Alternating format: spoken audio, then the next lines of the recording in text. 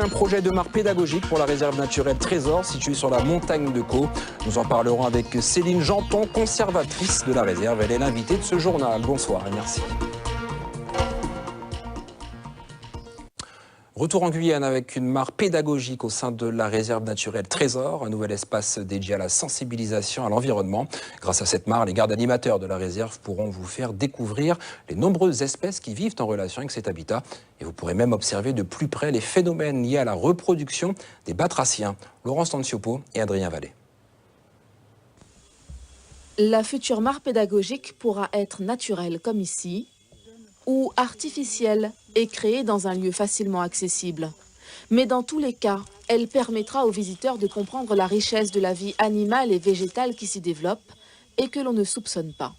Effectivement, on peut voir ça comme une flaque d'eau un peu plus développée, qui peut être temporaire ou permanente et qui permet surtout l'installation de toute une vie. Donc avec la colonisation par des espèces d'amphibiens, des insectes aquatiques et de là des prédateurs aussi qui vont venir se nourrir de ces premières espèces, etc. La mare pédagogique de la réserve naturelle Trésor devrait être visible en 2017. Pour le moment, ces agents réfléchissent aux aménagements possibles. Imaginez pourquoi pas des panneaux d'interprétation de ce qu'est une mare et tout un type de trucs. Par exemple, pour les personnes handicapées, il n'y a pas que celles qui sont à mobilité réduite. Il y a les personnes peut-être qui ne voient pas. Peut-être avoir une bande son pour écouter le chant des grenouilles en période sèche ou des choses comme ça. Bon, c'est à imaginer. Et pour mieux décider, la réserve Trésor a réalisé une consultation sur Internet, mais aussi ce matin dans le bourg de Roura. En 2 semaines, plus de 180 questionnaires ont été remplis. Ils permettront de tenir compte de la vie d'une partie de la population.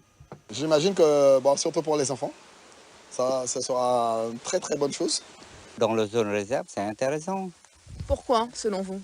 Pourquoi? Il faut garder la nature surtout. La mare pédagogique s'ajoutera aux 2 sentiers de découverte que propose déjà la réserve Trésor. Un sentier botanique ainsi qu'un parcours sur la thématique du carbone, fréquenté chaque mois par près de 300 promeneurs. Et justement, le docteur Céline Janton, conservatrice de la réserve naturelle régionale Trésor, est notre invitée. Bonsoir Céline Janton. Bonsoir. Merci d'avoir accepté notre invitation. Laurence Tanciopo le disait à l'instant dans le sujet, une consultation en ligne afin de prendre le pouls de la population, savoir ce qu'elle souhaiterait voir, trouver autour de cette mare. Une consultation qui s'est arrêtée hier. Est-ce qu'on peut déjà tirer un bilan de cette consultation ? Alors une consultation en ligne qui s'est arrêtée hier, effectivement, avec 2 semaines de consultation qui ont été effectuées. Et nous avons quasiment 200 questionnaires complétés en ligne. Alors, oui. Ajouté à cela, donc effectivement, aujourd'hui, une journée passée sur le terrain pour aller directement au contact des personnes et recueillir directement leurs opinions, leurs idées, pour développer au mieux et de manière la plus cohérente possible avec les attentes des populations locales, notre projet de mare pédagogique. Alors, des rencontres sur le terrain, vous êtes allé à la rencontre de la population du bourg de Roura, également du village amérindien Favard. Qu'est-ce qui ressort de ces échanges sur le terrain ?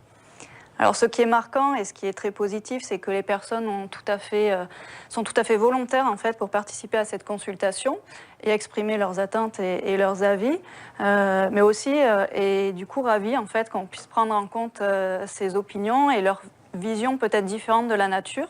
De prendre en compte aussi ces connaissances qu'ils peuvent nous apporter, qui vont être certainement un peu différentes des nôtres en tant que naturalistes ou scientifiques, mais qui seront complémentaires et qu'on va pouvoir valoriser du coup dans des projets de partenariat et autres, autour par exemple de ce projet de mare pédagogique pour commencer, mais certainement plus tard autour d'autres projets. Alors en quoi une mare pédagogique peut attirer le public ? Alors la mare pédagogique du coup a l'intérêt d'être un point un peu focal pour la nature et donc pour les cycles de vie qui peuvent s'y dérouler, assez facilement accessible si pour les personnes qui souhaitent découvrir ces cycles de vie, on va dire. En fait, voilà, c'est ça. La mare pédagogique va regrouper finalement plusieurs types d'habitats. Évidemment, l'habitat très aquatique, semi-aquatique, un peu sur son pourtour, et puis forestier qui pourra être encore aux alentours, et ainsi favoriser l'observation de toute cette vie variée, en fait. Alors, est-ce qu'il y a d'autres projets autour de la réserve naturelle Trésor ?